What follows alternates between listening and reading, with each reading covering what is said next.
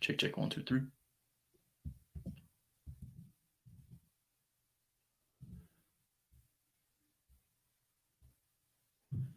Check, check, one, two, three. All right, everyone. We are going live.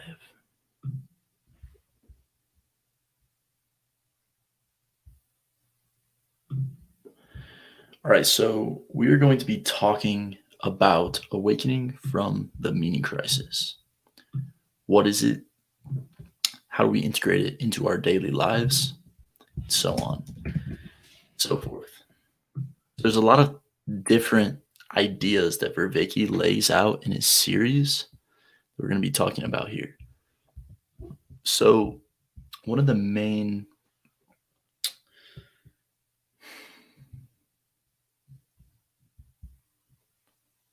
So we're going to start with relevance realization.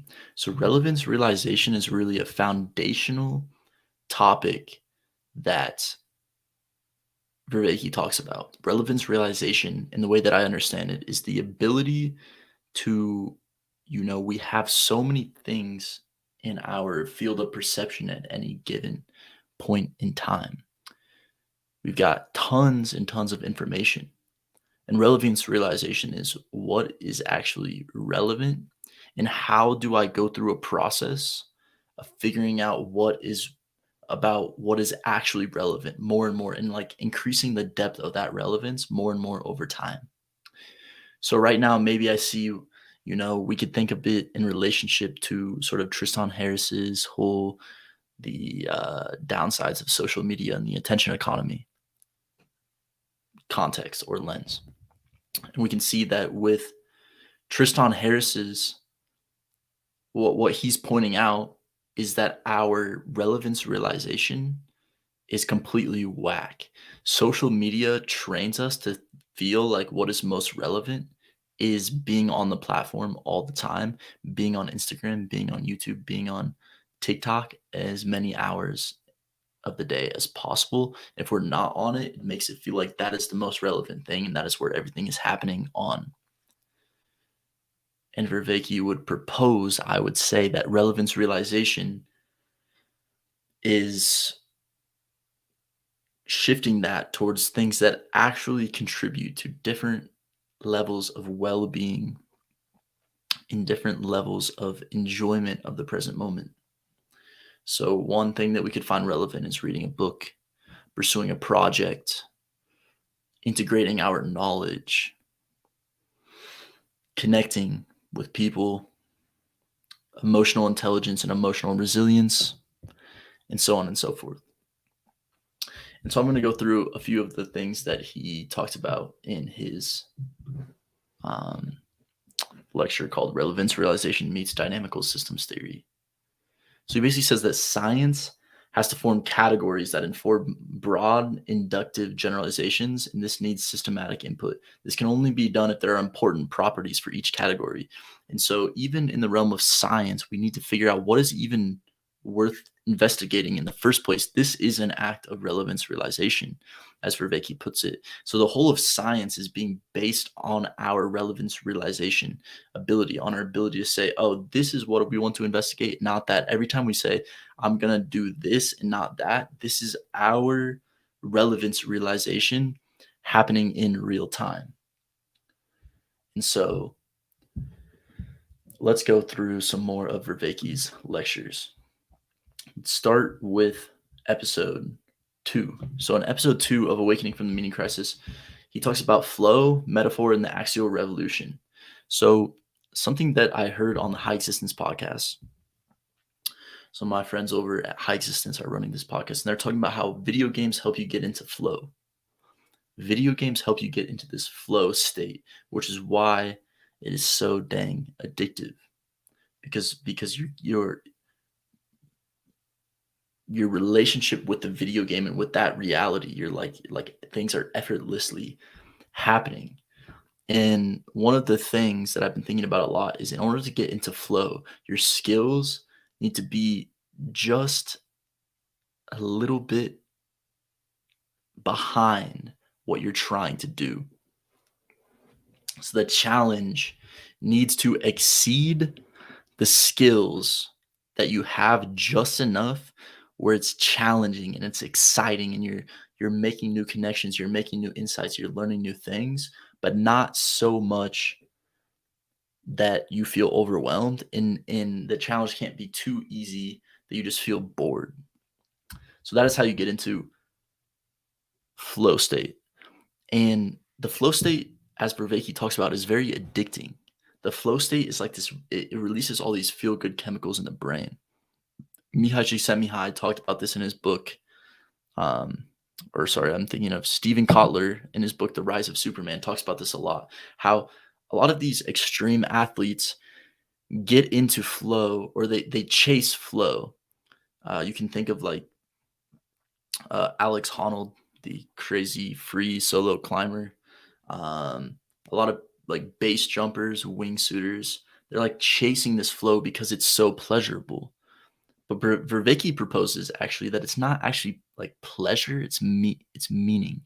We're making meaning with our environment in the act of being in our environment and relating to it in this optimal way. He calls it like this optimal grip. Getting this optimal grip on our environment is what is so meaningful.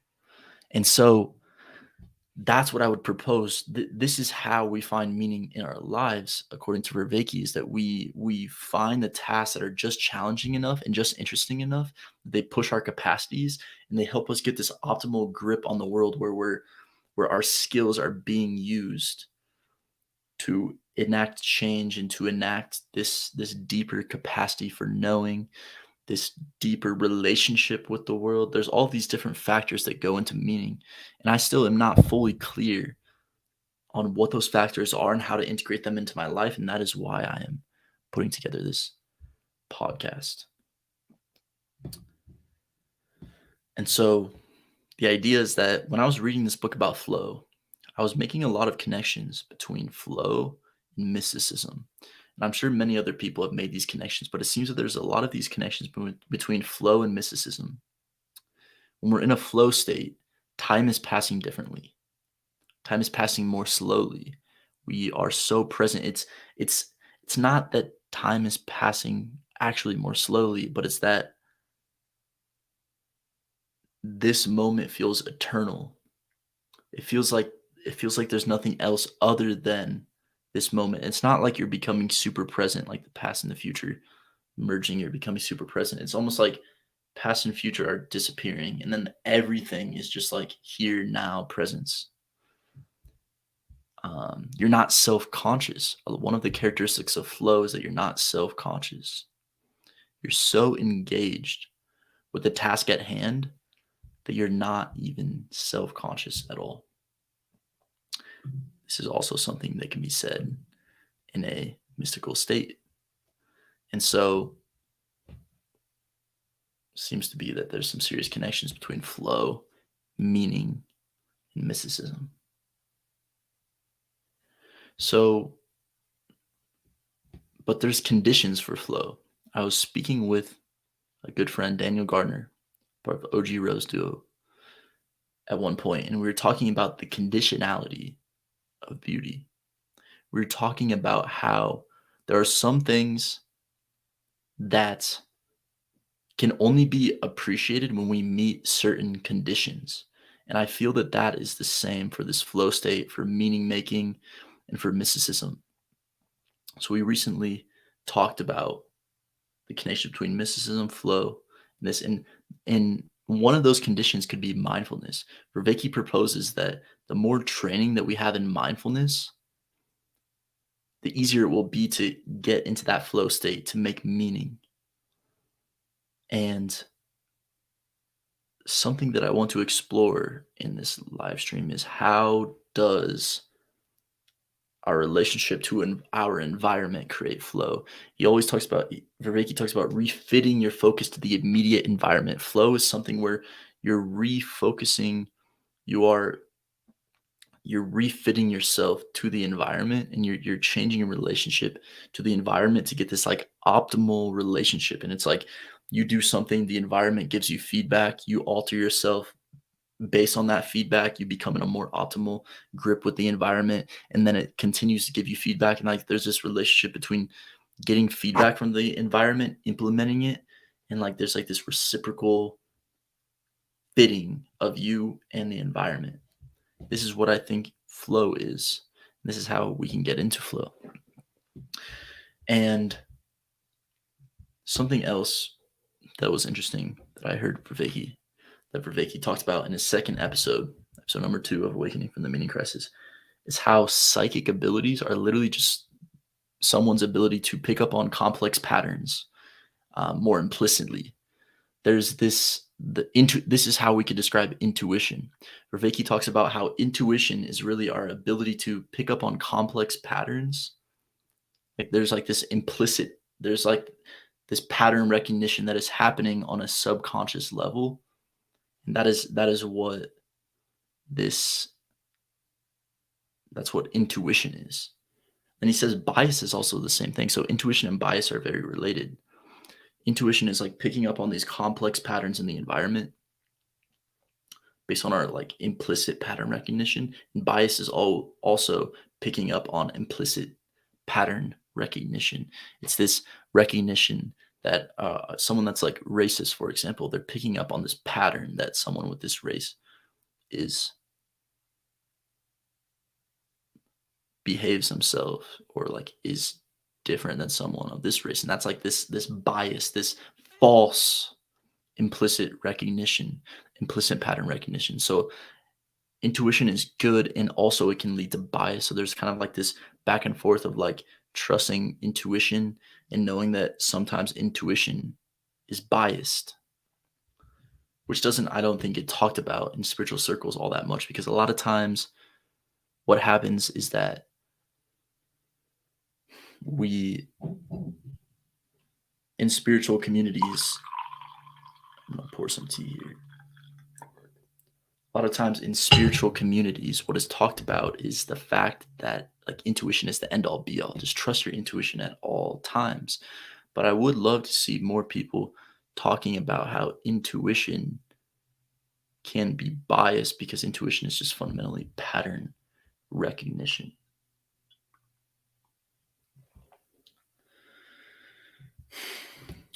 So what is metaphor? Metaphor, as Vervaeke talks about it, is making connections between things that weren't previously connected.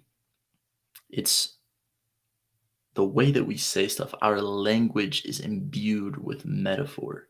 It's the bridge that connects things that aren't usually connected. He talks about how metaphor is pervasive. A few examples that he talks about. Do you see what I'm saying? See, like we're talking and like, did you get my point? It's like we say, did you see what I'm saying? Did you grasp my point? Like literally like grasp onto something.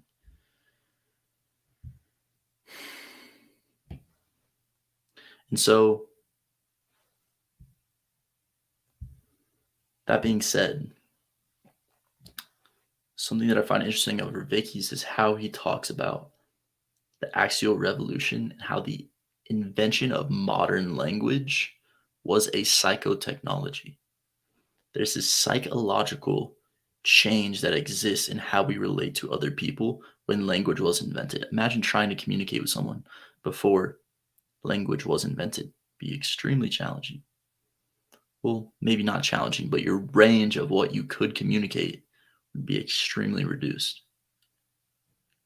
So this is a psychotechnology. It's a psychological technology that we created, in the same way that graph paper was a psychological technology for communicating certain things.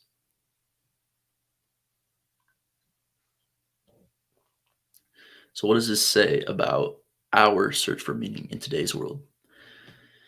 That is what I struggle to understand.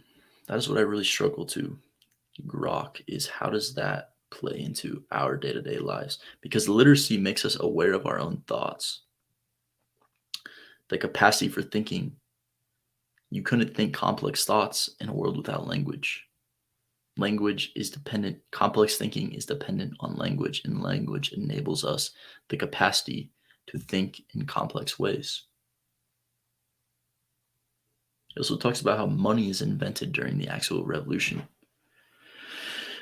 This is something I've been thinking about a while, being in the blockchain industry, how language is, money is something that we invented. It's a symbol that says, here's 1 unit of value. And now everything that you create, base it on how much this 1 unit of value will buy you this much of this one thing. So instead of trading one thing for the other, you can say, I think that these things are worth the same, so they cost both the same amount of units of value.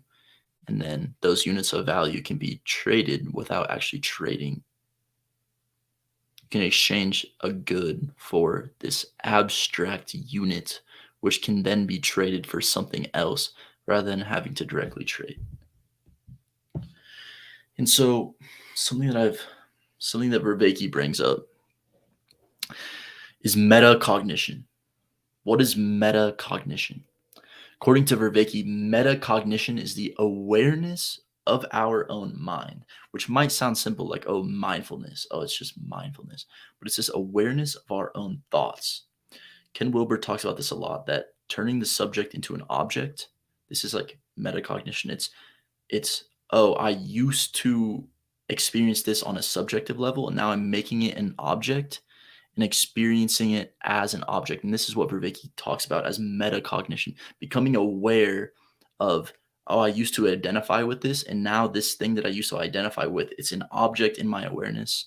And now I can like experience that object or perceive that object. That is the act of metacognition. And so if you're just tuning in now, we are going through episode 2 of Vervaeke's Awakening from the Meaning Crisis and dissecting it and figuring out how it relates to our modern life. How can we enact it in our lives? And so there's this relationship that Vervaeke talks about between depression and flow. Depression is a lot of self-consciousness. It's like this fear of being exposed, of our self-consciousness being exposed. Whereas flow is the opposite of that. It's like having no self-consciousness and becoming deeply engaged and immersed in whatever we are working with. So now let's go on to the next episode of Vervaeke's, episode 3, Continuous Cosmos in Modern World Grammar.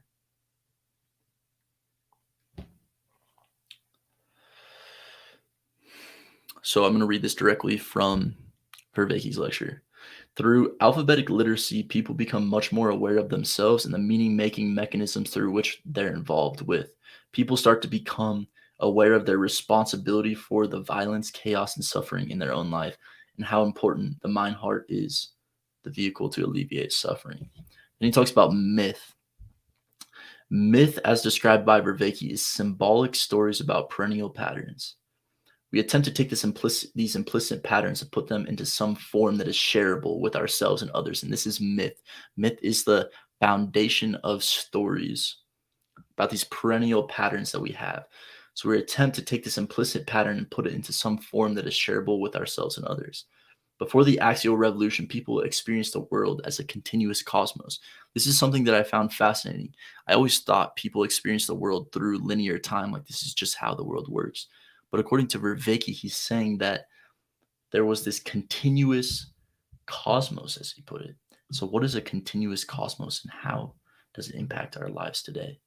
So according to Vervaeke, the continuous cosmos, the radical continuity in time. There's no past, present, future. There's just a deep connection with the natural world, the cultural world, the world of the gods.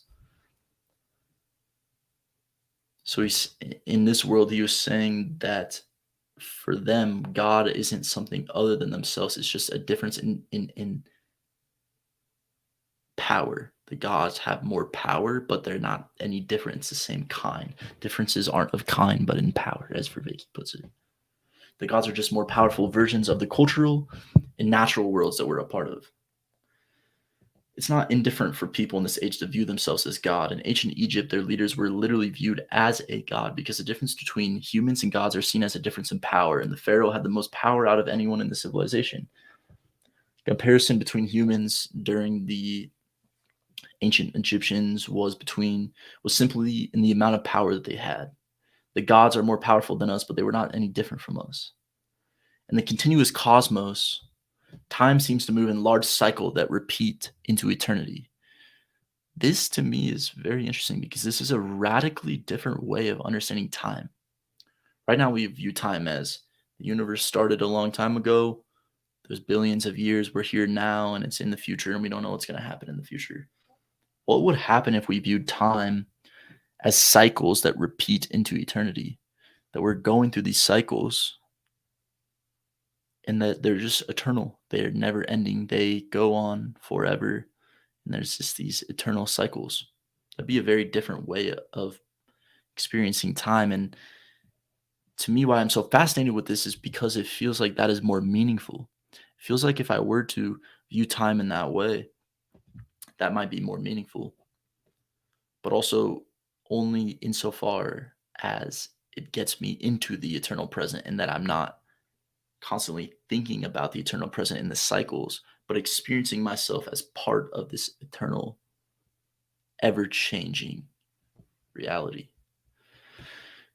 And so, as Vervaeke goes on in his series, he points out that the point of ritual is to tap into this continuity because you enact the rituals in order to get back into these cycles. The rituals, according to Vervaeke, you tap into these rituals to get into this continuous cosmos. This continuous cosmos is this seeing time as circular.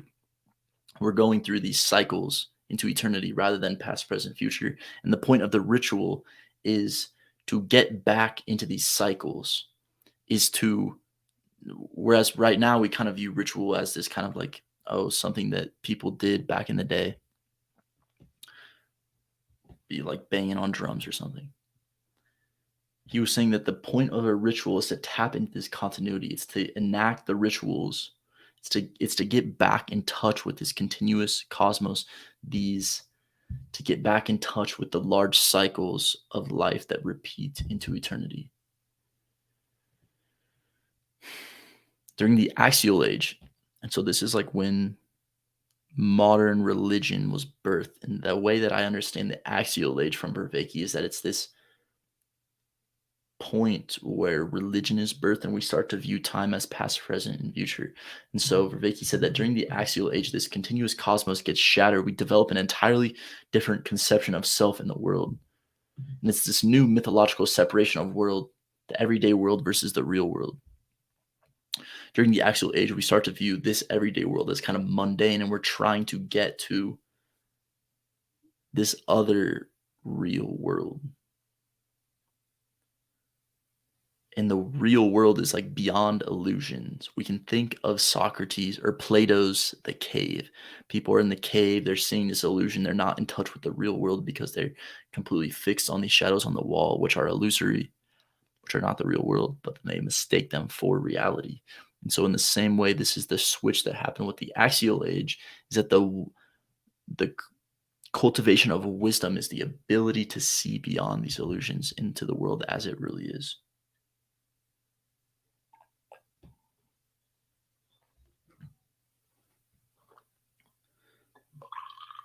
Pouring a little green tea here.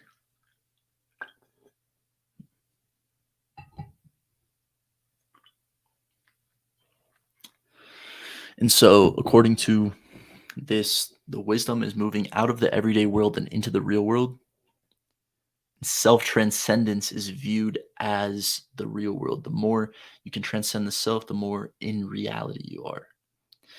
And throughout the axial age, meaning is considered as the connectedness to the real world rather than a detrimental connectedness to an illusory world. So it's not about becoming connected to the world, it's about becoming connected to the real world, not to the false world.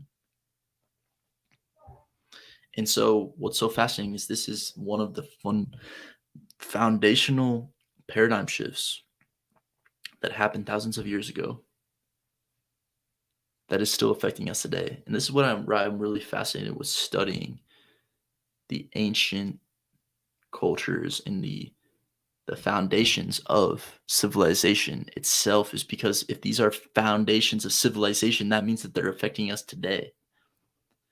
that our thinking and perception are being shaped by these assumptions that we don't quite understand, that just feel like the way things are. But really, they're just like deep cultural programming. And ultimately, studying the foundations of culture and civilization in order to overcome this programming, to potentially see that this is just a paradigm that we can actually break out of it and see things in a different light.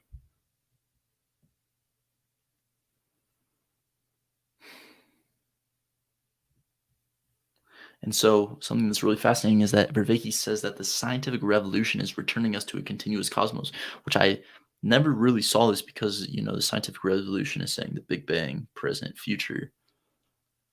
So I don't understand how it's a continuous cosmos, but according to Vervaeke, the way that it is a continuous cosmos is that it's telling us that the world is all one objective reality. There's no more real versus illusory worlds. The problem is we have self deception. I, as a human being, have self deception. In order to realize the truth, I need to overcome this self deception.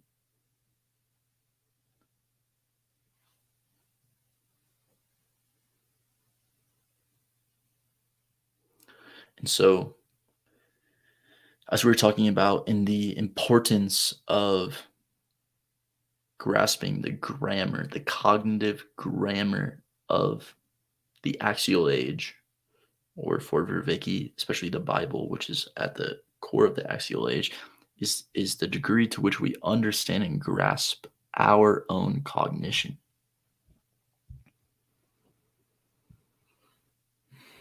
We develop this radical idea of time and of the direction of time passing from past to future, with a direction, with a beginning, a middle, and an end. It's radical because in the continuous cosmos, everything repeats itself. It's cyclical. Everything is cyclical and repeating itself. And we just take this as normal today, that there's a past, present, and future. But the idea that there's a past, present, and future was at one point a radical thing, a radical shift in how we experience time and how we experience life. And so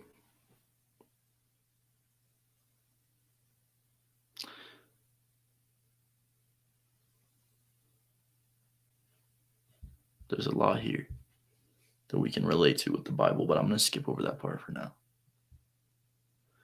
So, post axial revolution, we start constructing time in a different way. When viewing life as time, we look for turning points. When watching a movie, we will look for turning points.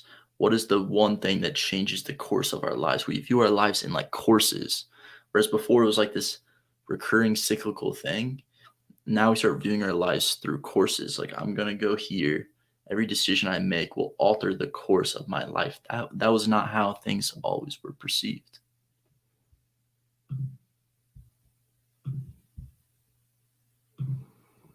Okay, I'm getting pretty tired. This will be the end of the live stream for now. Thank you, one person, for watching, and see you in the next one.